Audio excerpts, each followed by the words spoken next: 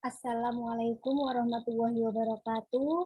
Selamat pagi, selamat siang, selamat sore, selamat malam, anak-anak dimanapun kalian berada. Semoga kalian selalu sehat, selalu dalam bimbingan Allah Subhanahu Wa Taala. Pada kesempatan kali ini, saya akan menjelaskan mengenai konsep dasar ilmu ekonomi mikro. Sebelum masuk ke materi, saya akan menyampaikan tujuan pembelajaran pada materi kali ini. Yang pertama ada memahami definisi dari ilmu ekonomi. Yang kedua, mengetahui pembagian ilmu ekonomi. Yang ketiga, mengetahui prinsip-prinsip ekonomi. Yang keempat, memahami tindakan ekonomi. Yang kelima, mengetahui motif ekonomi, dan yang terakhir mengidentifikasi kelangkaan ekonomi.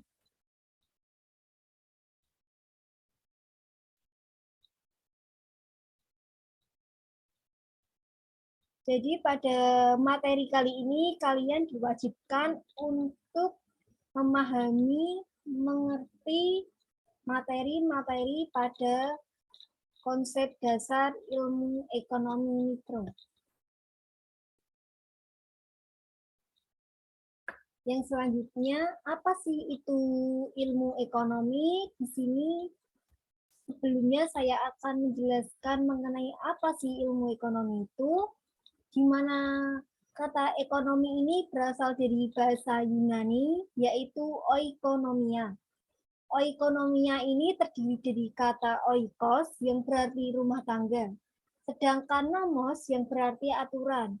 Jadi oikonomia ini diartikan sebagai aturan ataupun manajemen dalam rumah tangga. Selain itu, berdasarkan Kamus Besar Bahasa Indonesia ataupun KBBI, ilmu ekonomi ini merupakan cabang ilmu yang tertuju pada asas-asas produksi, distribusi, konsumsi, serta berbagai hal yang menyangkut pemakaian barang ataupun kekayaan. Ini merupakan pengertian ilmu ekonomi berdasarkan KBBI. Yang selanjutnya kita akan belajar mengenai pengertian ilmu ekonomi menurut para ahli. Di sini saya akan menyampaikan pengertian ilmu ekonomi menurut Adam Smith. Yang pertama, bahwa Adam Smith di sini menjelaskan bahwa ilmu ekonomi ini sebagai ilmu sistematis yang mempelajari tingkah laku manusia dalam usahanya mengalokasikan sumber daya yang terbatas untuk mencapai tujuan tertentu. Selain dari Adam Smith, ada juga pendapat dari Aristoteles yang berpendapat bahwa ilmu ekonomi adalah suatu cabang ilmu yang bisa digunakan melalui dua jalan, yaitu adanya kemungkinan untuk dipakai dan kemungkinan untuk ditukarkan dengan barang. Jika nanti ada yang ingin ditanyakan, bisa ditanyakan kepada saya. Selanjutnya saya akan menjelaskan ilmu ekonomi menurut J.B. Tsai, di mana menurut J.B. Tsai mengartikan bahwa ilmu ekonomi sebagai suatu tentang peraturan yang bisa menentukan kekayaan. Yang selanjutnya berdasarkan Karl Marx yang berpendapat bahwa ilmu ekonomi merupakan kajian yang mempelajari mengenai cara manusia dalam bertahan hidup pada suatu kelas sosial yang berkaitan dengan pemanfaatan sarana produksi.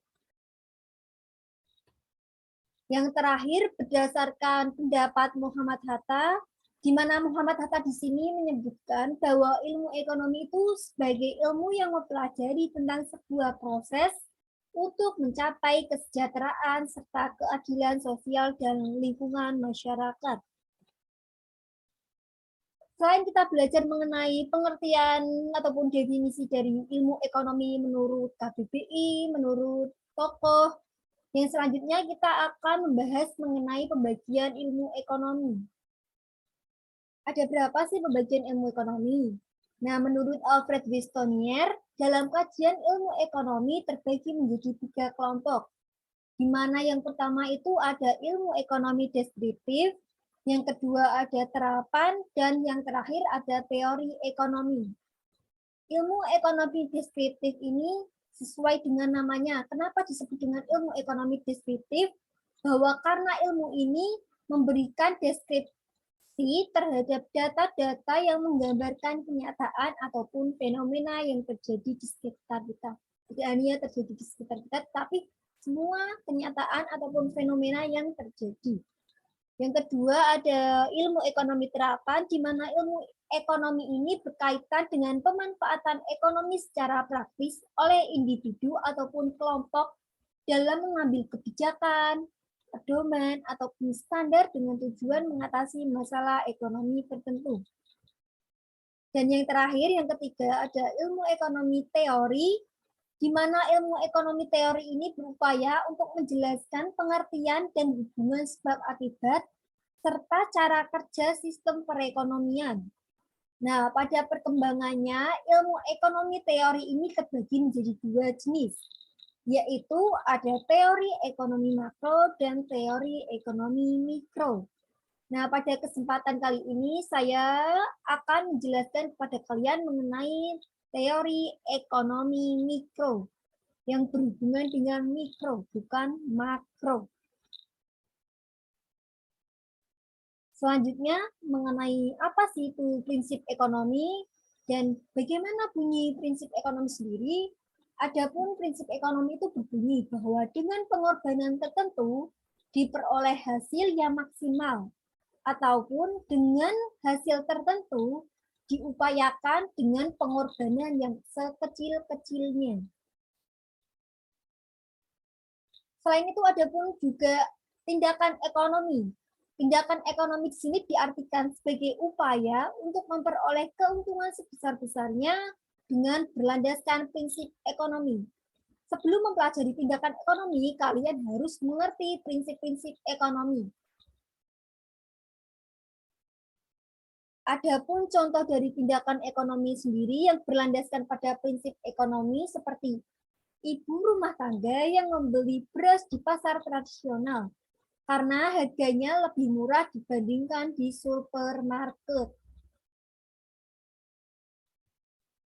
Selain contoh tadi, dapat kita lihat sendiri, berikut adalah contoh dari tindakan ekonomi yang berada di pasar. Sama intinya dengan contoh yang sebelumnya, yang ibu membeli beras di pasar daripada di supermarket. Yang selanjutnya mengenai motif ekonomi. Motif ekonomi ini berasal dari kata motif yang berarti alasan ataupun penggerak. Sehingga dapat dipahami bahwa motif ekonomi adalah setiap alasan, dorongan, dan kegiatan yang dilakukan seseorang ataupun badan untuk melakukan kegiatan ekonomi. Nah, dari pengertian tersebut dapat dibedakan menjadi dua motif di sini, yaitu ada motif intrinsik dan motif ekstrinsik. Apa sih bedanya motif intrinsik dan ekstrinsik?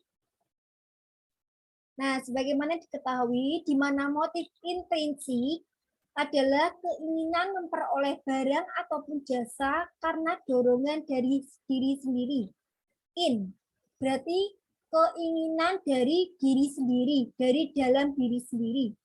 Sedangkan motif ekstrinsik adalah keinginan memperoleh barang ataupun jasa yang dipengaruhi oleh pihak luar, seperti lingkungan, keadaan, dan lainnya.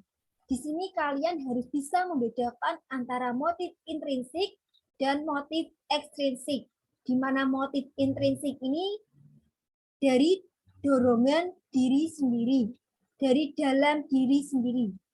Sedangkan ekstrinsik dipengaruhi oleh pihak luar, dari orang luar ataupun lingkungan ataupun keadaan.